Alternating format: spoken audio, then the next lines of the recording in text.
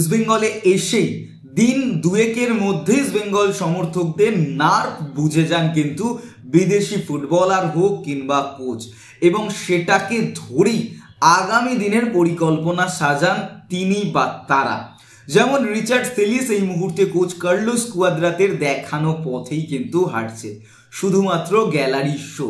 East Bengal coach Carlos Cuadrat, হ্যাঁ তিনি super cup দিয়েছেন, সাথে ইস্টবেঙ্গলের কফিনে পেরেক পোতা কিন্তু সেই সময় থেকেই শুরু করে দিয়েছেন।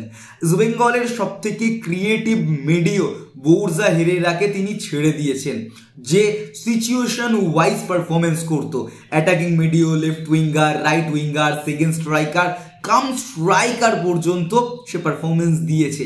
এরকম একটা ভার্সেটাইল প্লেয়ারকে ছেড়ে দিয়ে ইস্টবেঙ্গলের কতটা বড় ক্ষতি করেছে তা কার্লোস কুয়াদ্রাত অবশ্যই জানেন, এবং তিনি এটা শুরু করেছেন যখন তিনি কোচ থেকে প্রফেসরের তকমাটা পেয়েছেন। ঠিক তেমনই করেছেন রিচার্ড সেলিস। তিনি দুটো দিন এসে একটা ধুঁকতে থাকা টিম যেটা ভালো পারফরমেন্স দেওয়ার চেষ্টা করছে, বিদেশিরা ভালো খেলার চেষ্টা করছে, সেখানে এসে কিছু স্কিল দেখিয়ে, যেটা লাতিন আমেরিকার বা সবাই স্কিলফুল ফুটবলার, সেই লাতিন আমেরিকার কিছু স্কিল দেখিয়ে সমর্থকদের মধ্যে উন্মাদনা ক্রিয়েট করে এই মুহূর্তে সমর্থকদের গলার কাটা হয়ে দাঁড়িয়েছেন তিনি। অবশ্যই যে পারফরমেন্সটা তিনি ডেলিভার করেছেন তাতে করে তাকে প্রথম 45 মিনিটের পর চেঞ্জ করে দেয়াটা দরকার ছিল, কোনোভাবেই ডস করে ওপরে উঠতে পারছিলেন না তিনি, এবং আরকাদাক পুরোপুরি বোঝা যাচ্ছিল যে এই টিমটা এসছে অবশ্যই ড্র করার উদ্দেশ্যে। তারা আর্লি একটা গোল খেয়ে গেছে, গোলকিপার যেখানে দাঁড়িয়ে দেখছে তার টিমের মূল ডিফেন্ডার আটকে রেখেছে বা ব্লক করে রেখেছে স্ট্রাইকারকে, এবং সেখানে পায়ের ফাঁক দিয়ে যে ওইভাবে বলটা বেরিয়ে আসবে সেটা গিল বুঝতে পারেনি।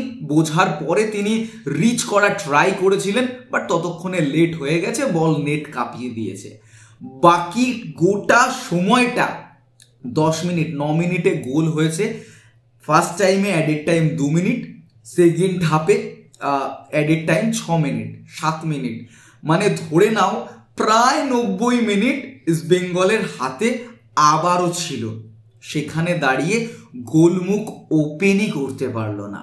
ওরা ফার্স্ট হাফে একটা শট করেছে, গোল করে দিয়ে চলে গেছে।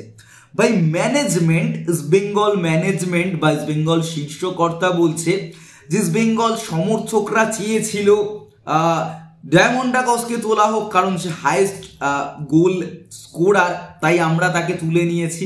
গোল করতে না পারলে আমরা কি করব? ভাই একই রকম কান্না বা একই রকম বুলি ইস্টবেঙ্গল ম্যানেজমেন্টের। ম্যানেজমেন্ট কি অবশ্যই ইস্টবেঙ্গল সমর্থকদের কথা শোনে? ইস্টবেঙ্গল শীর্ষকর্তার যে বক্তব্যটা যে আমরা টিম করেছি ইস্টবেঙ্গল সমর্থকদের কথা শুনে, তাহলে কি কোচ কার্লোস কুয়াদ্রাতের কোনো ভ্যালু ছিল না? সমর্থকদের কথা শুনে তিনি টিম করেছেন? তাহলে সমর্থকরা আরও অনেক কিছু দাবি করছে ম্যানেজমেন্টের কাছে, সেগুলো কেন হচ্ছে না? যাই হোক, এটা অফ টপিক। এখানে দাঁড়িয়ে কোচ অস্কার ব্রুজন বলেছেন যে এখনো 90 মিনিট বাকি আছে, তারা এমন একটা পারফরমেন্স দেবে আরকাদাক সেকেন্ড গোলের জন্য আসবে নাকি রক্ষণ সামলাবে, এটাই বড় বিষয়। আরকাদাক যেভাবে আমরা বারবার আলোচনা করছি উইং বেসিস টিম, আরকাদাক মূলত কাউন্টার অ্যাটাকে নির্ভর করে ফুটবল খেলে, এবং সেখান থেকে তারা চান্স যেটা পায় সেটাকে তারা কনভার্ট করার একটা চেষ্টা করে, ইস্টবেঙ্গলের এগেইনস্টে করে দেখিয়েছে। সবসময় সেটা হয় না, বাট এই টিমের এগেইনস্টে এত পজিশন হোল্ড করলো, চান্সেস ক্রিয়েট করার চেষ্টা করলো, তবে কেন চান্সেস ক্রিয়েট হলো না? রিচার্ড সেলিস যে পুরোপুরিভাবে ফ্লপ, তবে সেখান থেকে দাঁড়িয়ে যখন বল সে লুজ করছে, গোটা মাঠ ছুটে বেড়াচ্ছে এবং তার পজিশন নষ্ট করছে, তার জন্য টিমের শেপ নষ্ট হচ্ছে, সেখান থেকে দাঁড়িয়ে সেই একই কাজটা বারবার করে যাচ্ছে। বিষ্ণু কেন লেটে আসলো? ডায়মন্ডাকস অতক্ষণ যেন পারছিল না, সেখানে দাঁড়িয়ে ডেভিড কেন আসলো না? যে প্লেয়ারটা এইভাবে প্রত্যেকটা ম্যাচ ট্রাই করে যাচ্ছে ভালো ডেলিভার করার, যে প্লেয়ারটা ছোটোখাটো হাইটের হলেও বিপক্ষ বড় বড় ডিফেন্ডারদের থেকে, দেখো ডেভিড মোটামুটি 5 ফুট 5'5" হবে হয়তো, সেখানে 6 ফুটের ডিফেন্ডারদের তিনি বিট করে হেড করে যান। লাস্ট ম্যাচে যে গোলটা দেয়া হয়েছে সেম সাইড, সেটা কিন্তু ডেভিডের মাথা ছুঁয়েই বেরিয়েছে তার ব্যাক হেডের জন্যই, এবং সেখানে দাঁড়িয়ে অপোনেন্ট যে ডিফেন্ডার ছিল সে হেড করেছে গোলের দিকে তাকিয়ে নয়। তাহলে সেটা সেম সাইড গোল কিভাবে হয়, সেটা কর্তৃপক্ষ বা না দিলেও পারতো, সেম সাইড ডেভিডেরই গোল ছিল। তবে সেই স্ট্রাইকারকে কেন ইউজ করা হবে না? প্রথম থেকে গোল তুলে নাও, ডায়মন্ড কসের মতো ফার্স্ট্রেটেড স্ট্রাইকারদের সেকেন্ড হাফে ট্রাই করো, চান্স অবশ্যই তাদের দাও। 5 বিদেশি দিয়েও যখন হচ্ছে না, তাহলে আর কি করা যাবে? মেসি বাউলির সঙ্গে আগের দিন বিষ্ণুর অত ভালো একটা কম্বিনেশন তৈরি হলো, তাহলে কেন সেটা কনভার্ট হলো না? কোচ এখনো বলছে 90 মিনিট খেলা বাকি। তবে আরকাদাগ যেখানে গিয়ে মাইনাস টেম্পারেচারে পারফরমেন্স করতে হবে, সেখানে দাঁড়িয়ে রাকিব পারবে?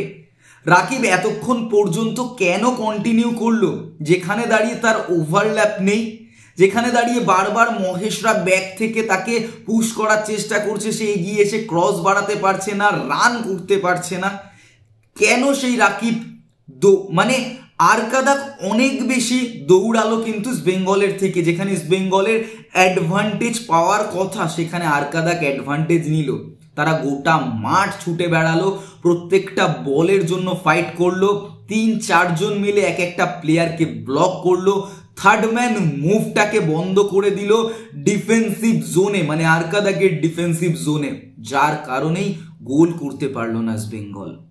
তাহলে কি আরকাদাগের ঘরের মাঠে গিয়ে মিনিমাম 2 গোলে ইস্টবেঙ্গলের লিড নিয়ে জিততে হবে, না হলে কিন্তু এই পরের রাউন্ডে কোয়ালিফাই ইস্টবেঙ্গল করতে পারবে না, বা আরকাদাগের বিরুদ্ধে যদি 2 গোলের লিড নিয়ে জয় না পায়, তাহলে কিন্তু তারা পরবর্তী স্টেজে যেতে পারবে না। কি মনে হয় তোমাদের এ নিয়ে? অবশ্যই কমেন্ট বক্সে কমেন্ট করে জানাও।